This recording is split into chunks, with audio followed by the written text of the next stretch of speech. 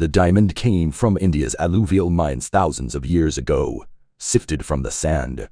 According to Hindu belief, it was revered by gods like Krishna even though it seemed to carry a curse. If the luck of its owners was anything to go by, the gem, which would come to be known as the Koh-i-Noor Diamond, wove its way through Indian court intrigues before eventually ending up in the British crown jewels by the mid-1800s. In their new book Koh-i-Noor, The History of the World's Most Infamous Diamond, Anand and Dalrymple work their way through more than 4 centuries of Indian history to learn the truth about the diamond. Panning the old research like the Indians who sieved river sand for diamonds, Anand says, and the true history has its share of drama. For Dalrymple, it's a perfectly scripted Game of Thrones style epic. All the romance, all the blood, all the gore. For centuries, India was the world's only source of diamonds, all the way until 1725, with the discovery of diamond mines in Brazil. Most of the gemstones were alluvial, meaning they could be sifted out of river sands, and rulers of the subcontinent embraced their role as the first diamond connoisseurs. In many ancient Indian courts, jewelry rather than clothing was the principal form of adornment and a visible sign of court hierarchy, with strict located between modern-day Afghanistan and Pakistan to invade India in 1526, establishing the Islamic Mughal dynasty and a new era of infatuation with gemstones. The Mughals would rule northern India for 330 years, expanding their territory across nearly all of present-day India, Pakistan, Bangladesh, and eastern Afghanistan, all the while reveling in the mountains of gemstones they inherited and pillaged. Although it's impossible to know exactly where the Koh-i-Noor came from and when it first came into the Mughals' possession, there is a definite point at which it appears in the written record. In 1628, Mughal ruler Shah Jahan commissioned a magnificent, gemstone-encrusted throne. The bejeweled structure was inspired by the fabled throne of Solomon, the Hebrew king who figures into the histories of Islam, Judaism, and Christianity. Shah Jahan's, which was also under construction. As court chronicler Ahmad Shah Lahore writes in his account of the throne, among the many precious stones that adorned the throne were 2 particularly enormous gems that would, in time, become the most valued of all: the Timur ruby, more highly valued by the Mughals because they preferred colored stones, and the Koh-i-Noor diamond. The diamond was lodged at the very top of the throne, in the head of a glistening gemstone peacock. For a century after the creation of the peacock throne, the Mughal Empire retained when Nader invaded Delhi in 1739. The ensuing carnage cost tens of thousands of lives and the depletion of the treasury. Nader left the city accompanied by so much gold and so many gems that the looted treasure required 700 elephants, 4,000 camels, and 12,000 horses to pull it.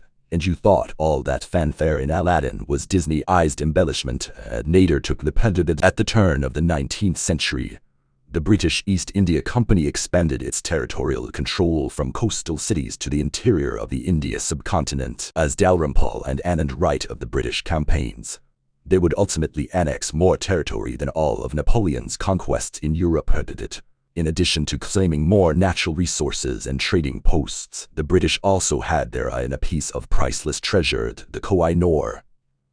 For Anand, Singh's elevation of the diamond was a major turning point in its history. The transition is startling when the diamond becomes a symbol of potency rather than beauty. Anand says, it becomes this gemstone like the ring in Lord of the Rings, one ring to rule them all. For the British, that symbol of prestige and power was irresistible.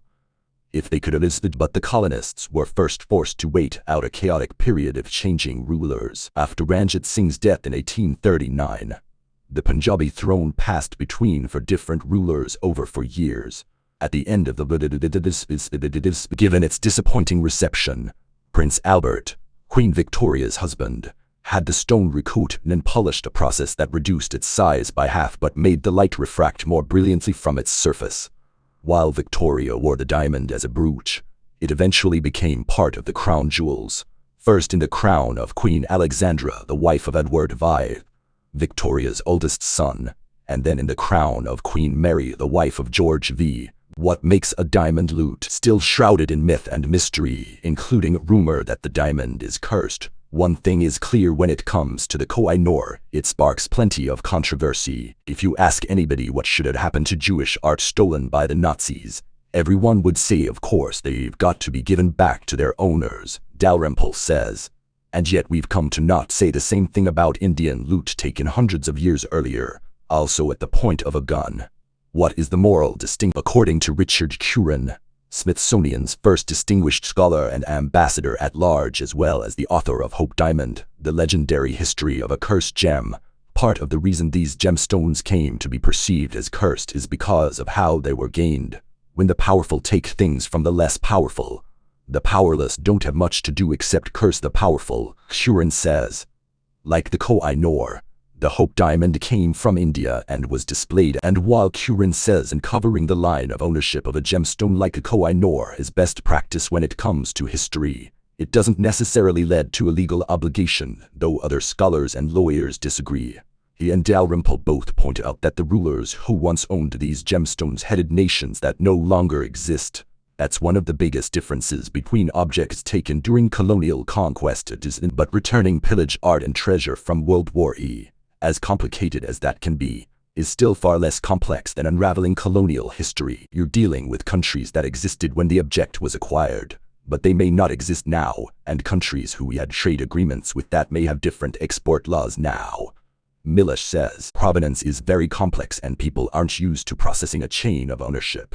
By the time you hit the second or third owner over time, the Koh-i-Noor isn't the only contested treasure currently residing in the UK. Perhaps equally controversial are the Elgin marbles, statues carved 2,500 years ago and taken from the Parthenon in Athens by British Lord Elgin in the early 1800s. So far, the UK has retained ownership of the statues and the diamond, regardless of calls for their return, and thinks one solution that doesn't require removing the Koh-i-Noor